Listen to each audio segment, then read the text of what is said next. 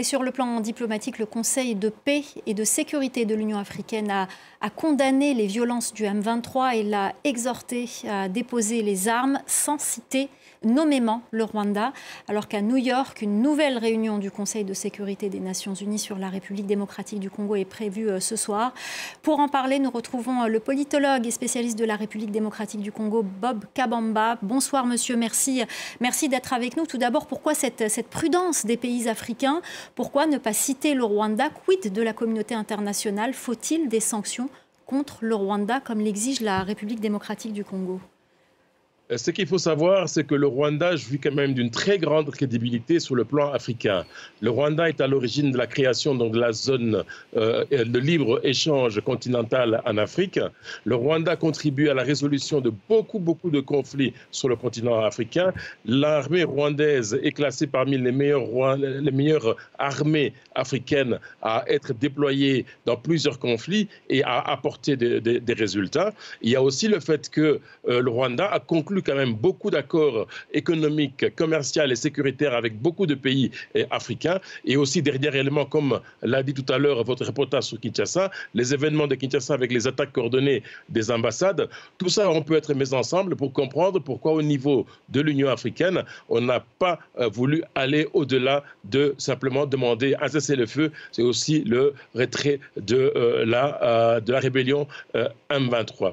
Sur la question des sanctions, c'est qu'il faut bien comprendre le système. Le système de sanctions fonctionne avec un consensus. C'est un consensus qui lie beaucoup de pays, qui lie aussi beaucoup d'organisations régionales. Et pour arriver à avoir ce consensus, il faut que les pays membres de soit une région, soit de la communauté internationale se mettent d'accord sur ce qu'il faut pouvoir prendre comme mesure.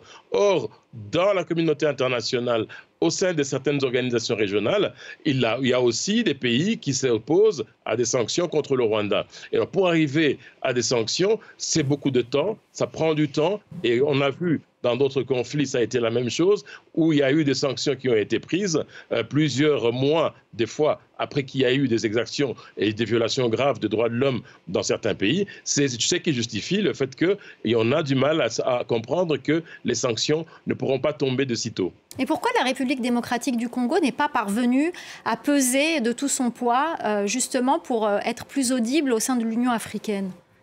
Tout simplement parce qu'au niveau de l'Union africaine, il faut dire que la diplomatie congolaise n'est pas très active au niveau africain. Il y a toute une série d'éléments, toute une série de points qui ont frustré beaucoup de partenaires africains du Congo, notamment la prise de position de la région, notamment l'East African Community, la SADC, la CEAC, qui sont des organisations régionales, qui avaient demandé à Kinshasa de pouvoir entamer des négociations, de privilégier la solution politique. Mais Kinshasa a refusé, voulant privilégier l'approche sécuritaire. Et alors l'Union africaine et les autres auront du mal à pouvoir aller dans le sens de Kinshasa, alors que Kinshasa refuse d'entendre le point de vue des autres partenaires. Ça se justifie pourquoi, effectivement, Kinshasa n'arrive pas à convaincre ses partenaires africains à aller dans son sens. Alors justement, quelle place aujourd'hui on peut accorder aux négociations alors qu'on est en pleine escalade? Le président Félix Tshisekedi, qui doit d'ailleurs prendre la parole ce soir, est-il en position de force ou de faiblesse pour entamer justement ce genre de discussion avec le Rwanda, avec son homologue Paul Kagame? Il faut souligner que Kinshasa se retrouve aujourd'hui en position de grande faiblesse, parce que Kinshasa a mis tous les moyens pour pouvoir empêcher la chute de Goma.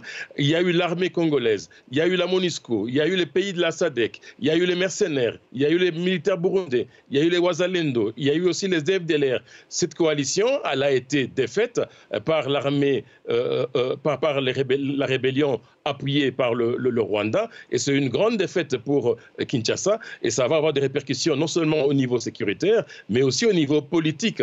Et lorsque l'on met tous les moyens pour pouvoir empêcher la chute de Goma et qu'on échoue, alors qu'on a bien expliqué que la solution militaire n'était pas la bonne approche, et alors là, par rapport à cette option, sur cette option de négociation, les autres pays qui, face à ça, on peut, de manière claire, sans ambiguïté, conclure que toutes les tentatives de négociation qui vont se mettre sur pied, on a déjà vu que Nairobi va aussi échouer comme a échoué et Luanda, les autres tentatives aussi vont carrément échouer. Nous allons nous retrouver dans un impasse, et dans cette impasse, malheureusement, la situation va s'enliser, et dans cet enlisement, le groupe rebelle M23 va continuer à gagner du terrain et malheureusement, il pourrait arriver que le M23 arrive à un seuil critique, comme on a déjà vu ça à plusieurs reprises dans d'autres conflits en RDC, et à ce moment-là, Kinshasa sera véritablement, le régime de Kinshasa sera en difficulté pour arriver à faire marche arrière et la rébellion pourrait être en position de force pour imposer son agenda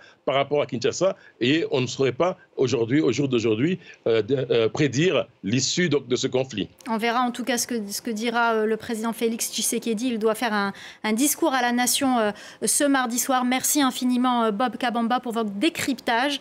Merci à tous de nous avoir suivis. C'est la fin de cette édition spéciale du Journal de l'Afrique. Restez avec nous, l'info continue sur France 24.